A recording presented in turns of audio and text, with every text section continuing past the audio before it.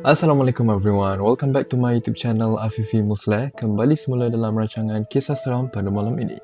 Kisah seram kali ini macam biasa, kita ada dua kisah seram yang kita nak share and kita akan read sama-sama. By the way, before we begin this YouTube story, aku nak bagi tahu yang kalau korang ada pengalaman seram yang korang nak share, yang nak aku share dekat YouTube ni, korang boleh DM di IG aku @mr.musleh. Okay, korang DM lah apa-apa cerita yang korang nak and aku akan baca, and if kisah korang seram, aku akan pamerkan dekat YouTube ini. Okay, so tanpa buang masa lagi, without further ado, let's get right into it.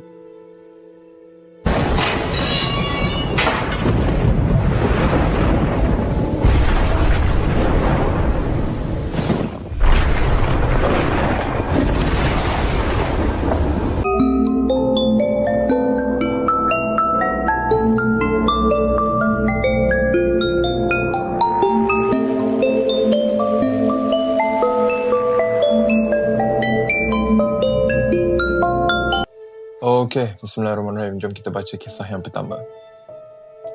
Aku ada satu kisah seram nak share dengan korang.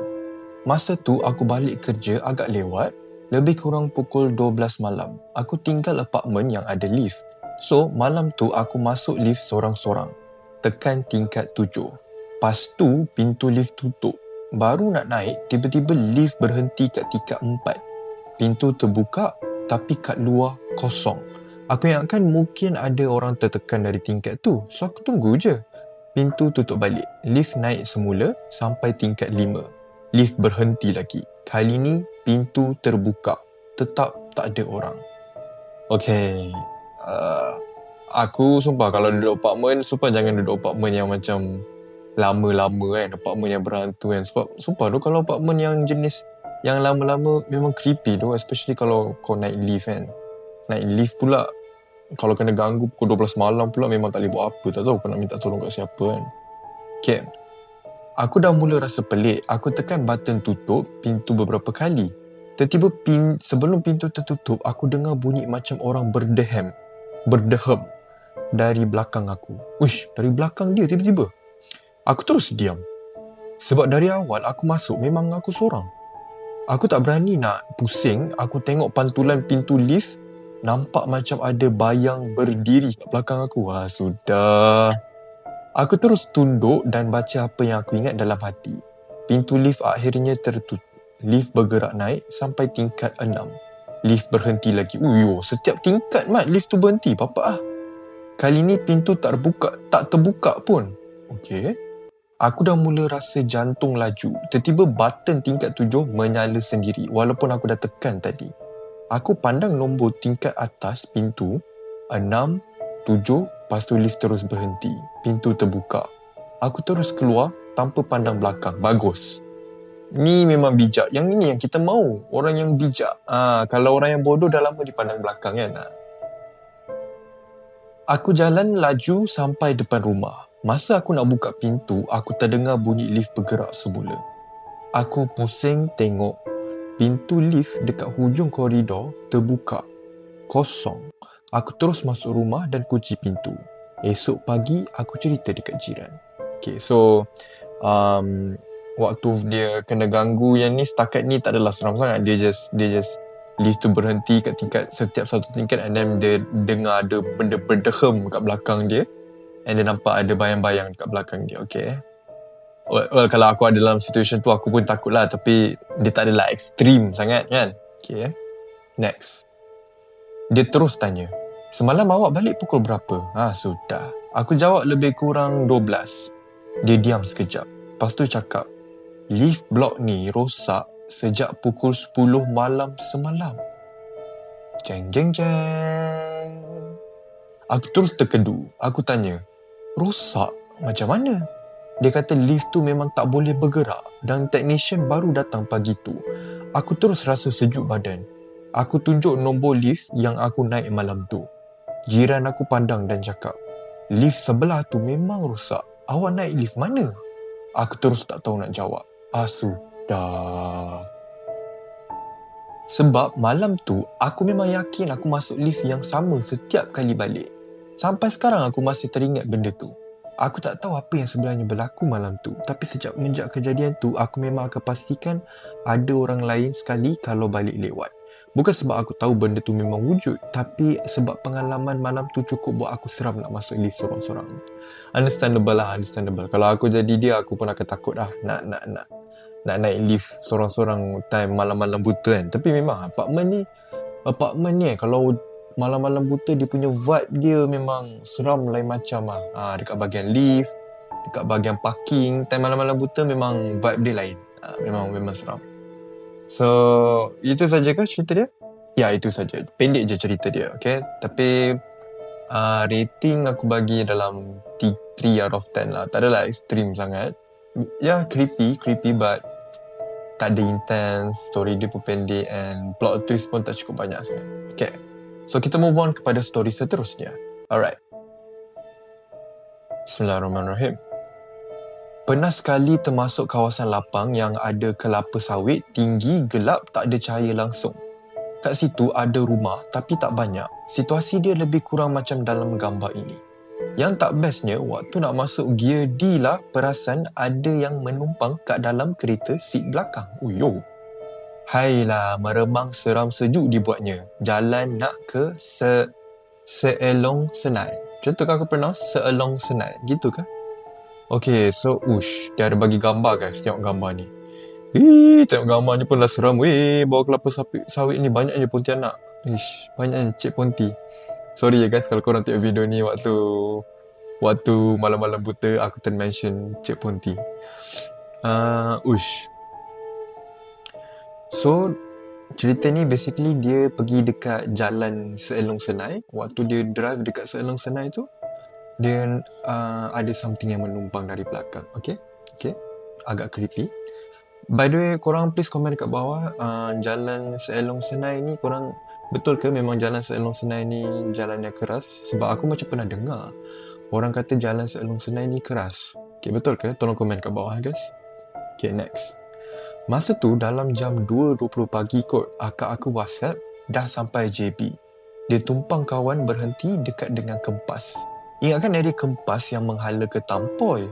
Terus capai kunci kereta, buka Waze, just follow je map. Ni satu lagi hal tau. Bila dah malam-malam buta ni, aku kadang-kadang was-was tau nak ikut jalan Waze. Sebab kadang-kadang malam-malam buta, Waze ni selalu bawa ke tempat yang pelik-pelik tau. Aku pun tak berani sangat kalau nak drive waktu malam-malam buta ni. Sebab Waze ni jahat tau kadang-kadang. Dia bawa kat jalan yang keras. On the way nak ke sana, lepas dari kelab kopi lama tu, aku dah pelik. Radio tiba-tiba tak ada signal lah. Sudah, radio tak ada signal pula. Tekan, tak boleh pula. Biar je lah. Depan sikit lepas dari Star Hill Golf, aku dah perasan lampu jalan semua tak ada. Seram weh. Sumpah aku cakap, drive malam-malam, lampu jalan semua tak ada, sumpah seram. Sumpah. Okay. Yang ni seram and pelik juga sebab first time lalu sini time malam. First time. Malam pula pukul 2.20. Memanglah. Nak patah balik dah halfway pula. Try usah sikit. Waze ni dia tunjuk lagi berapa kilometer je nak sampai. Time ni satu jenis kenderaan pun tak ada lalu. Seramnya. Lampu tak ada. Satu kenderaan pun tak ada. Seram, super seram. Aku sabar and teruskan perjalanan. Kau memang kental Kau main jalan je Lepas tu Waze pun suruh aku masuk simpang kanan. Aku pun drive lah slowly naik atas bukit tu. Dah dekat bukit pula. Sampai atas bukit tu, kiri kanan semua pokok sawit tinggi besar. Gila lah, seram. Aku tengok sekeliling dengan tak ada apa. Lepas tu masuk simpang kiri adalah rumah kayu sikit. Ingatkan dah sampai. Sekali Waze sidai aku macam tu je. Kawasan lapang, kosong, tak ada apa-apa. Tinggal kelapa sawit je. Apa lagi aku cepat-cepat call akak aku. Mana tahu dia ada dekat je. Tapi tak logik lah kawasan lapang. Ni confirm salah hantar location. Betul lah dia cakap dia bukan area situ. Tak cakap banyak, tolak gear R. Ternampak pula reverse camera dekat skrin pokok kelapa sawit tinggi-tinggi kat belakang. Tak berani aku tengok skrin, masuk terus gear D. Time ni lah memang rasa energy ada orang duduk dekat seat belakang. Ish, macam mana nak cakap Tapi, yelah, kalau aku dalam situasi dia ni pun, aku pun tak tahu nak buat apa tu. Sebab, kau bayang kalau kau dah jalan dekat jalan highway yang tak ada yang tak ada kereta, tak ada lampu. Takkanlah kau nak pusing balik kan, sebab dah halfway kan. Macam mana nak bahaya kan kalau nak pusing balik. Tapi dalam situasi ni aku macam boleh faham lah kenapa dia teruskan perjalanan kan. Tapi kalau aku kan dah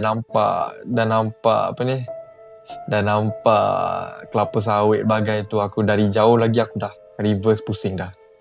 Okay, time ni dia rasa ada energy duduk dekat belakang dia. Okay. Waktu aku dah reverse gerak dari tempat tu, aku perasan dekat cermin menghadap seat belakang ternampak pula rambut. Tapi aku cepat-cepat alihkan pandangan and duduk ke bawah sikit sambil drive. Wih, dia nampak rambut pula guys. Time ni lah peak yang paling seram gila. Aku rasa macam nak lari tinggalkan kereta. Tapi no point, aku kena keluar dari tempat ni juga. Slowly aku drive sampai ke simpang 3 tadi turun bukit. Still aku rasa benda tu ada lagi dalam kereta. Kita boleh rasa bila kita drive tu, bila ada benda menumpang kita boleh rasa Hai, so sebab tu lah aku tak suka drive kereta yang ada seat belakang. Kalau boleh nak ada 2 seat saja. Acah sial. Aku rasa macam aku dah termasuk kawasan orang yang tak suka aku datang situ. Cuak gila bila tertengok cermin belakang tu. Nasib baik kat belakang. Gila punya seram lah time ni. Aku cuma harap ada je kereta yang lalu kat jalan besar nanti. Nasib baik tak lama lepas tu ada kereta yang lalu. Aku terus ikut pace dia. Sudah. Kereta yang tu dia tak takut juga ke? Time ni aku buka tingkap, baca apa yang aku tahu. Dah lama sikit baru aku berani nak tengok belakang. Sebab time tu traffic light dan ada kereta berhenti sama. Okay, bagus. Okay, nasib baik dah tak ada apa-apa kat seat belakang. As expected lah. Tapi aku still buka tingkap, legakan sikit hati ni. Aku ambil phone, terus bagi tahu akak aku. Esok je lah aku ambil dia. Cuaknya lah first time ada orang tumpang kereta. Malam tu balik, aku tidur macam biasa. Alhamdulillah tak ada yang ikut. Esoknya tak puas hati, lalu situ lagi dan tak nampak and perasan mana satu simpang yang aku naik tu. Jap, apa hal dia datang lagi? Tak, dia datang waktu malam ke waktu pagi? Kalau dia datang lagi waktu malam, super bodoh. Okay. Esoknya aku tak puas hati, lalu dah tak nampak and perasan mana satu simpang yang aku naik tu. Dia dah tak nampak dah simpang mana yang dia naik malam tadi. Mungkin terlepas simpang kot. Positif je lah. Hari tu juga aku search dekat internet atau YouTube. Memang betul. Jalan situ kalau drive malam memang selalu kena kacau. Aku pun jumpa satu video je yang diorang berani buat paranormal dekat situ. Lepas tu tak tahan, stop record kena ganggu. Yang drive situ pula dah biasa kena tumpang dengan han. The end. Wow. Okay lah. Seram lah. Agak-agak seram lah. Jalan apa? Apa nama tempat jalan ni? Jalan Seelong Senai. Betul ke jalan ni keras guys? Komen sikit kat bawah, aku nak tahu. Sekejap, jom kita baca komen sikit pasal threads ni. Kita baca komen. Yalah, aku duduk situ doh. Aku ni tak puas hati. Malam tu kena tumpang, esoknya baca dekat internet. Time tu tak ada threads. Memang betul doh, ramai kena kacau malam-malam lalu sini. So memang betul Jalan Seelong Senai ni memang ramai orang kena kacau Yang tahu je lah Jalan Seelong Senai ni. Kita yang orang sana pun memang elakkan lalu situ bila dah malam now. Yang tak tahu first time macam saya memang nasib tak baik lah. Wow. Begitu guys. Okay, so itu saja video kita pada hari ini guys. Thank you so much for watching. Rating. Rating story ni aku bagi 6 lah. 6 out of 10. Boleh tahan creepy tapi tak cukup intense. Plot twist pun kurang. So 6 out of 10. Alright. So I hope you guys enjoy this video. Thank you so much for watching. Don't forget to like, share, subscribe to my YouTube channel. I'll see you guys next time. Bye. Assalamualaikum.